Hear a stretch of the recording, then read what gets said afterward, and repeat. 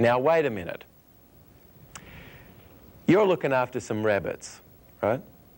And somebody comes along and they say that they're going to bake the grass, they're going to boil the grass, they're going to fry the grass, and then they're going to give it to the rabbit. There's not a vet in the world that would treat animals by cooking its food and then giving it cooked food. Matter of fact, there was some 18 or 19 years ago now, all the zoos in the world decided that they would give the food that the animals are supposed to eat, that the food that we've biologically evolved the ability to have. And enzymes are very important. And that when we cook the food, we cook the enzymes out of it. So it just makes sense to you. If you were put in charge of loving some rabbits and somebody came along and they said they were going to bake the grass or cook the grass, you know, it just doesn't make sense, huh? Something that we should think about.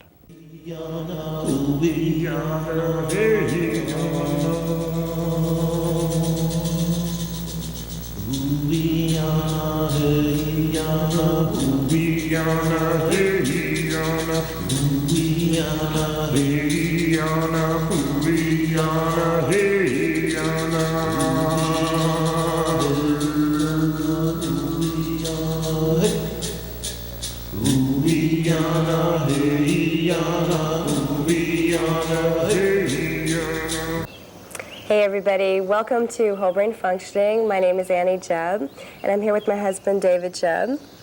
And today we're going to be talking a bit about what is whole brain functioning. Whole brain functioning is a cosmology or a body of knowledge that David and I have developed over a number of years, and I think you'll find it very interesting. Communication and language is a major component. Later on in the program we're going to be getting into life, food, nutrition, so diet, and what we eat is very important as well.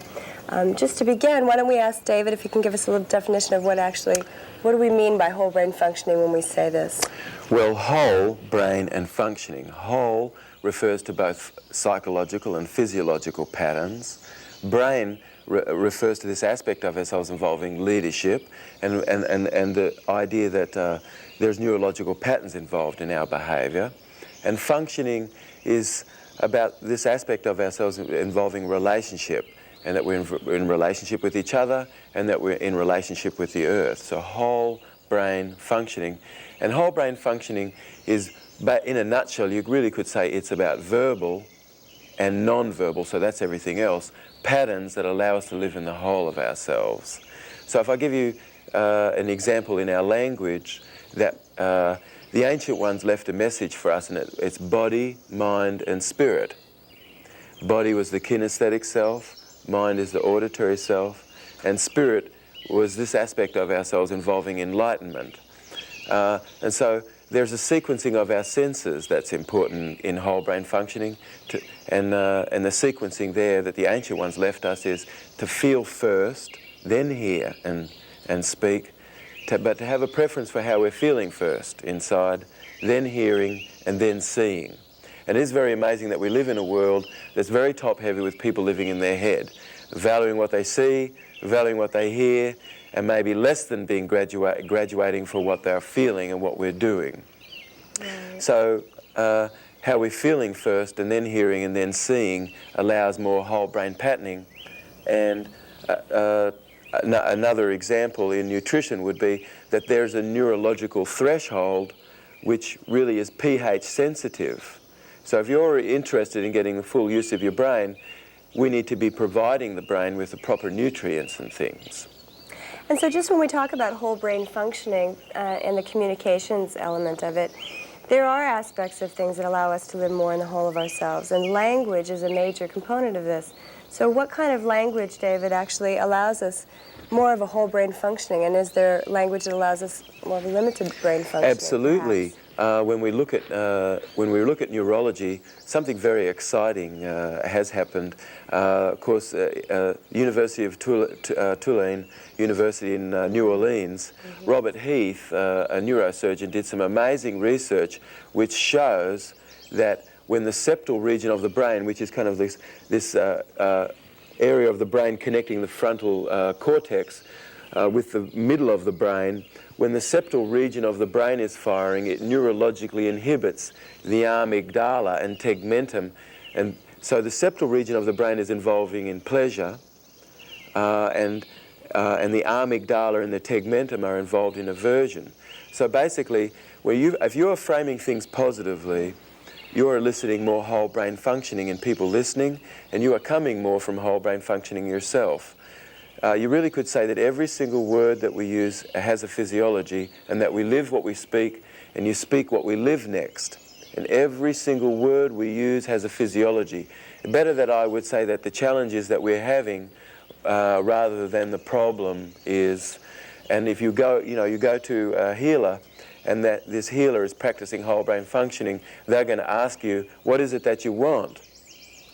Which that may be very different to what is it that you don't want, what is the problem? And you really could say that in psychotherapy, people have been digging the problem hole deeper and deeper, and until you just see a little bit of dirt coming out the top end. You know, the two have dug the problem hole so deep. So whole brain functioning very much is about framing things positively, and the other example that I gave before was that we would have a preference for how we're feeling inside, because this gives us access to the whole of our brain. Interesting. And so when people, David sees quite a few clients here in New York City, and when people come in to see you, what are some of the things that you're looking for, first of all, in their language, even before you get to nutritional elements and actually iridology and all of these other techniques that you use? What is some of the things that you're looking for in their language and how they set themselves up? You really could say that I'm assessing this person overall. How did you walk in? How do you open and close the door? How do you sit down? How do you take your coat off? You know, people would be surprised to know, possibly, that the way that we're driving our car, figuratively in life, often is actually the way that we're really running our life. So some of the kinds of things that I'm paying attention to is how vibrant and what are the patterns actually that are running, because at the deepest of unconscious level there can be a pattern that is running that has affected this person. So how about somebody who's walking down the street and they have a very loud, heavy sort of a way of walking? What would that tell you a bit about them? You really could say actually that the person possibly has been feeling a little heavy in life, less than light. If a person, of course, is walking around, and I'm going to do this on they're walking around like this, and there's a lot of up and down, you really could say there's a lot of up and down going on in this person's life. If somebody walks in the door and they're flaring out like this and they're walking in like this, you really could say, oh my God, here's someone who has been moved laterally more than they've moved forward in life, and there's somebody that's increasing their territory. Mm-hmm. You really could say that the patterns and things, whether I'm trusting of another person or not, this is something. Do I feel like it's possible for me to be able to heal from this condition? This is really something. These are the kinds of things actually that are very important, because these are the things that really are about feelings. And as we said earlier in the program, healing always occurs first with a change of our feelings. So that's something that's really key. Okay, so what are some other things then that you go into? So later in the program we're going to be talking in depth about live food nutrition, and I wanted you to describe some of the diagnostic techniques that David uses, because some of them are very traditional, they're thousands of years old, tested, proven things, and some of them are very cutting edge as well, sort of combining those technologies. But anyway, somebody walks into you, and what are some of the things that you do actually to find out about their overall health, mental, spiritual, and physical? Well, I mean, we talked about looking at overall form and movement patterns a little, and seeing how actual succinct the movement patterns and things are. Now, other things, hair, of course, eyes, physiognomy, which is to do with how facial features and things, tongue diagnosis, we look at the tongue, look at the eyes, and iridology. And I'm looking, of course, immediately, relatively at the person's hands and fingernails, looking at the strength of the calcium that you're keeping in your bones and things. And I'm using olfaction. I'm getting a smell for what is happening actually inside the person's stomach, what is happening if there's scalp and things. You really could say actually like our hair are chimneys, little chimneys, and you really could say that actually chemicals and things are coming up and they're coming out, cascading out of our hair, really. And so to smell the scalp and things gives me quite an idea of things that are going on. And then there's various trigger points and things that I can check and look to see what really is happening on the inside of the brain. You could say that when we were only 6 cells, and every cell was connected with every other cell, when you were an embryo, this part of your arm and the cells of this part of your arm grew out of the cells that actually occupy the liver. And today in Chinese medicine, of course, this area here of the arm is called a reflex, is called a liver gate. I may, take the person's hand and just feel the webbing in here, and this webbing can give me an indication, actually. The tissue integrity can give me an indication what's happening with the person's colon, what's happening with the person's liver and gallbladder, what's happening with the spleen and pancreas. I can look at the person's eyes and get an idea what's happening with your tummy. Do you have enough hydrochloric acid to break your food down? Right. So what's actually kind of funny is this one client has been calling up, and he has a problem with his toe, right? So it's at the very periphery of his body. And the first thing that David said is, you need to clean out your colon. You need to do some work with your stomach. And he was saying, but this is my toe. This is my toe.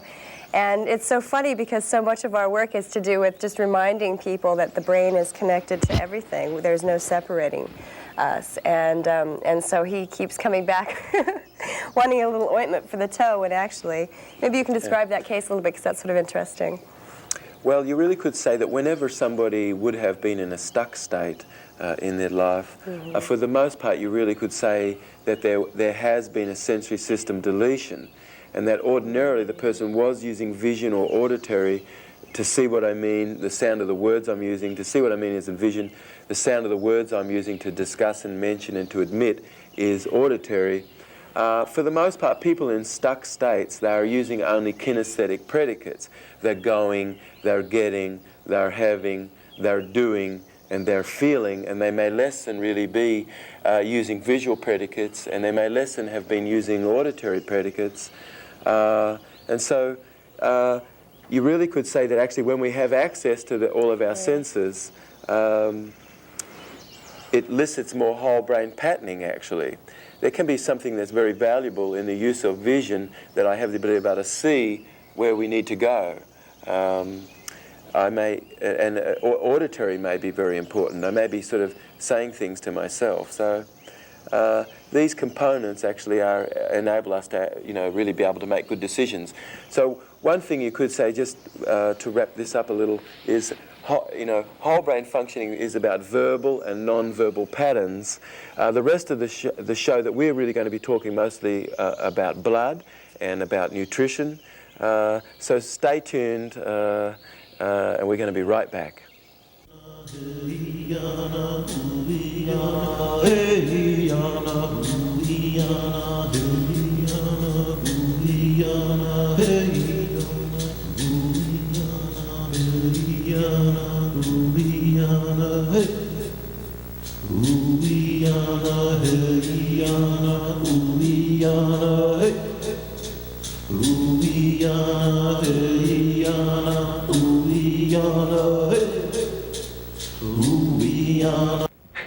Did you know that out of the 135 medical schools in this country, only 30 require nutrition as a course? There's allopaths and there's osteopaths, and they're our licensed physicians. It's quite incredible, but did you know that it's only 2.5 hours of training as far as nutrition is concerned in the whole of their studies? That's something that we all should be aware of.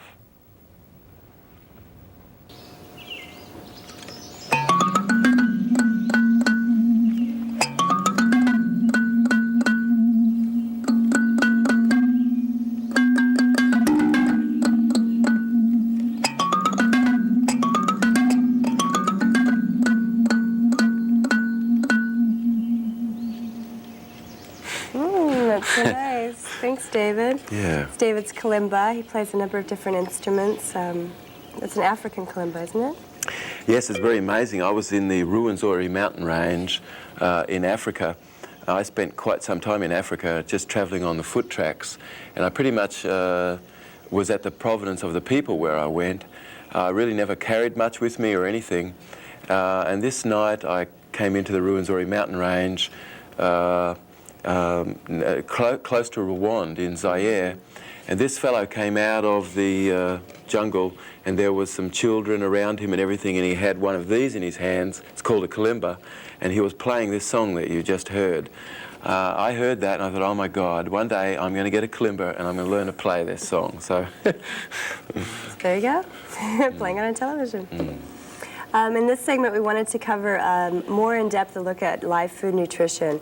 What is live food nutrition? When we say live food nutrition, we're referring to fresh raw fruits and vegetables, and sprouted seeds and nuts and grains and legumes, and some fermented foods as well that are all properly combined for easy digestion, because it's actually not what we eat but what we assimilate that is key in health and well-being.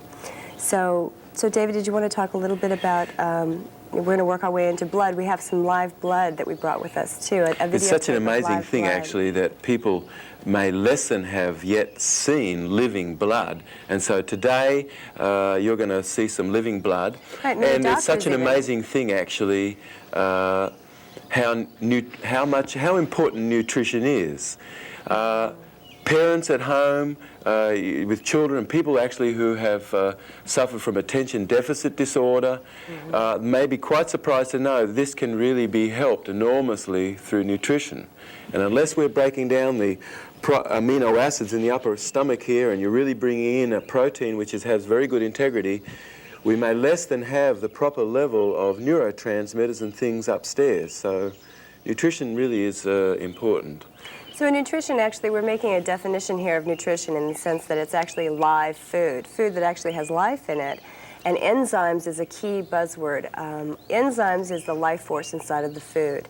And enzymes have a survival temperature of 118 degrees. So whenever we cook food above 118 degrees, we kill the enzymes in it, and therefore the life force as well. So one of the things actually that I do when I look at the blood is, if you've been eating cooked food, for the most part, the discrete electrical charges actually on your blood cells, they should be nice and discrete, should have a negative electrical charge, and that keeps everything sort of flowing nicely, right? But when we eat people have eaten cooked foods, it causes blood cells to have clumped and less than to be discrete and flowing quite nicely. Most people are less than aware of the kinds of things that we have in our blood. Most people are aware, of course, we have red blood cells, we have white blood cells, we have fibrin, globulin, and albumin, which are 3 blood plasma molecules. And we also have somatids, and I'm going to call them somatids because of Gaston Nasson's, the person that I've studied with, who is one of the foremost microscopists in the world, that we have somatids in our blood also. So in a moment, you're going to see on the screen some blood, and you'll see a hand pointing to a smaller unit, and as you watch the blood, you'll see this little unit start to vibrate around, and you'll notice that between what you're seeing is red blood cells, and in the background you're seeing what double spores. These are somatids that have collected, and basically these also we have in our blood. So actually, here's a picture of the blood now. It's up on the screen. Why don't you tell us just a little bit about the blood? Well, when you look at the blood, you can look at the shape of the blood and see how uniform the red blood cells are actually. You can look to see whether there's kind of like a glow coming off the red blood cell, because our red blood cells have colloidal minerals around them, which are the light-bearing minerals, which cause them to have a nice glow and cause superconduction. What are all those dancing little particles? Those dancing particles, for the most part, are double spores. And if we watch, what we're doing right now is we're watching blood on a slide. We've used very special lighting techniques to get what's called dark field microscopy. kind of a lighting. And basically, what we're doing with this blood right now is we're looking to see what would happen to your blood if the plug was pulled, oxygen was pulled, what will happen? On this slide, as time passes by, if we have the opportunity, you would little by little notice things growing in your blood. Mold, funguses and yeast, bacteria and things like this growing in the blood.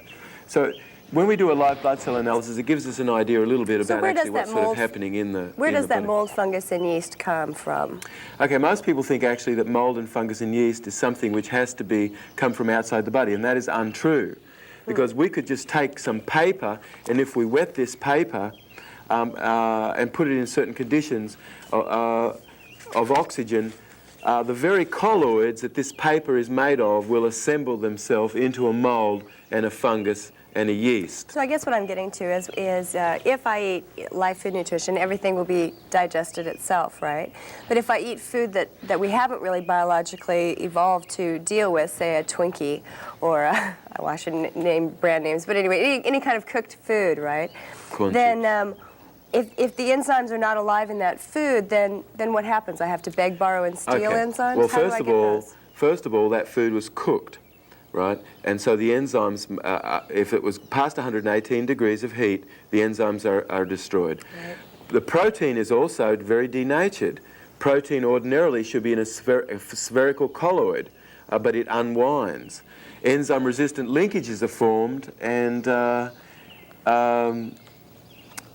so actually food is less than really being properly able to be broken down into single amino acids. And basically you really could say that this life really is the electrical force which is animating you.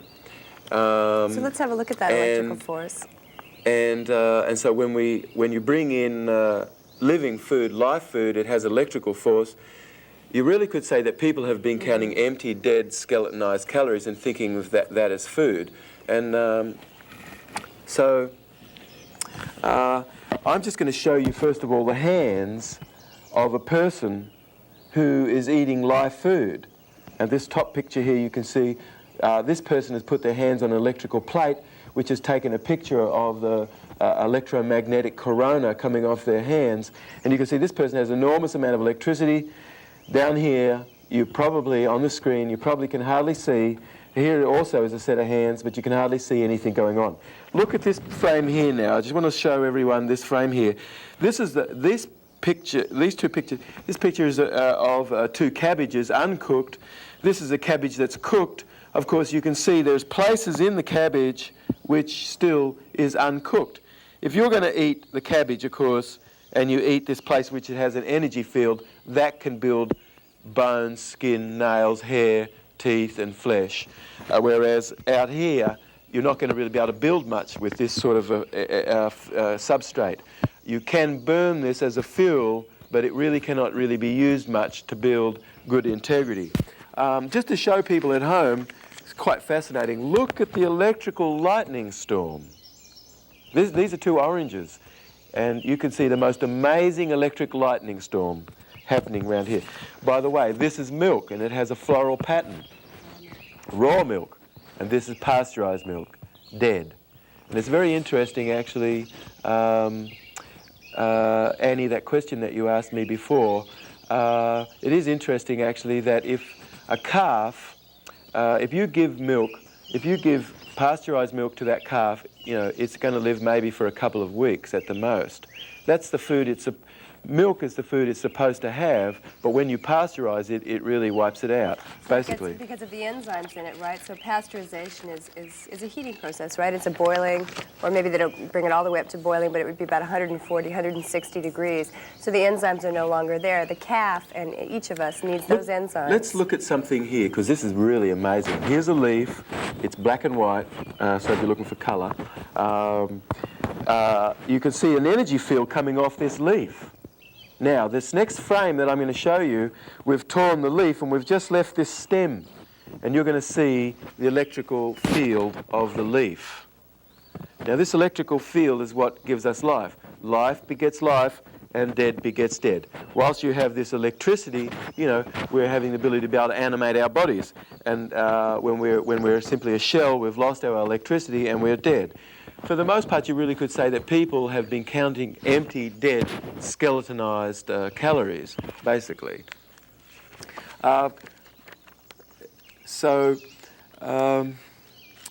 It's amazing, this energy field and actually food that comes from nature. We really should be eating it how it's come from nature. The more denatured the food, the less biologically available that food is for our cells and things. When we heat processed food, it completely wipes out the enzymes that Annie said. We need enzymes for vitamins, and you need vitamins really for the absorption of minerals, and you need enzymes from the absorption of minerals. And there's a very interesting thing, and maybe you've got something you'd love to say here. When you look at when we look at life, let's just look at a calf, and let's look at a bull whale. No matter we look at a young and old, for the most part in nature, everything in nature has, for the most part, a right ratio of minerals between young and old. They have the same level of minerals, basically. But humans, it's enormous, the disparity that there can be between minerals. Right, so let's take a look at some of those differences. Now, I know that the common fallacy is that things like pasta is really, you know, people always say, oh yeah, pasta is really good for you. But in our work, we know that pasta is one of the more evil things that you could do to your body. Will you explain like why it's difficult to break that down and what actually the process is of the grain coming from being a whole food to I wish it was possible, really, to go into things in a depth, in a way that is possible for you at home, really to be understanding the importance of this. But let's just handle this one question that Annie has talked about as far as pasta. Pasta is made from hybrid foods. Wheat, hybrid, you cannot find an semblance of that food growing in nature. Most of the foods we can, but pasta, all the cold cereals and things that people are eating, they all come from hybrid foods for the most part. Right. And so when you eat a hybrid food, it has a way less than excellent response in our body.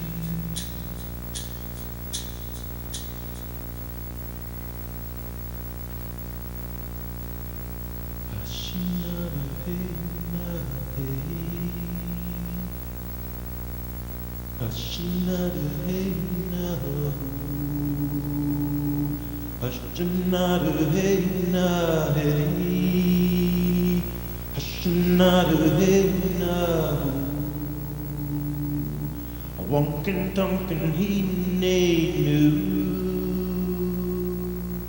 Hasuin to me yo